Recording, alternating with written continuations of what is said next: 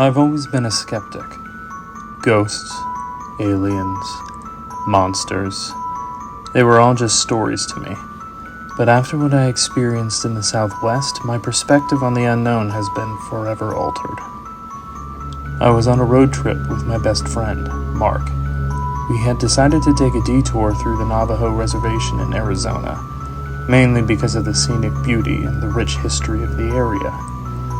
We had heard tales of skinwalkers, but laughed them off. They were just myths, right? Our first day on the reservation was uneventful. We visited a few local spots, interacted with some of the locals, and set up a camp near a canyon. As night fell, we built a campfire and sat around sharing stories and enjoying the serenity of the desert. Around midnight, Mark decided to turn in. I stayed up, mesmerized by the stars. The Milky Way stretched across the sky, and I felt a profound sense of peace. That is, until I heard it. A low, guttural growl echoed through the canyon. I froze, thinking it might have been a coyote or a mountain lion. But then I heard a voice. It was distorted, as if someone was speaking through a broken radio. But it was unmistakably Mark's voice. "Come here," it beckoned. Confused, I turned to our tent, but Mark was still sound asleep. The voice called out again, this time from the opposite direction. I grabbed my flashlight and I pointed it towards the source. What I saw will haunt me forever. Standing on a ridge was a figure.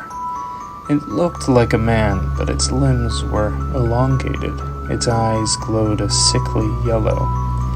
It wore tattered clothing, and its skin was a mottled gray. But the most disturbing part was its face. It was Mark's face.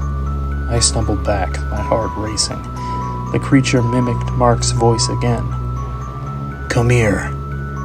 It took a sharp step towards me, its movement jerky and unnatural. I bolted to the tent, shaking Mark awake. "We need to go, now," I hissed. He looked at me confused, but the urgency in my voice spurred him into action. We packed up as quickly as we could, the creature's voice echoing around us, mimicking our voices, our laughter, our conversations from earlier. As we sped away in our car, I glanced into the rearview mirror. The creature stood in the middle of the road, watching us leave, its yellow eyes glowing in the darkness. We didn't stop driving until we reached the nearest town. We checked into a motel, and I spent the night researching skinwalkers, desperate for answers about what the hell that thing was.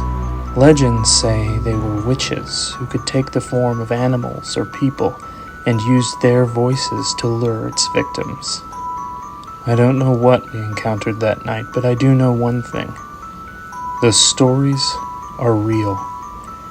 The Southwest is beautiful, but it holds secrets that are beyond comprehension, and I will never set foot on the Navajo reservation again.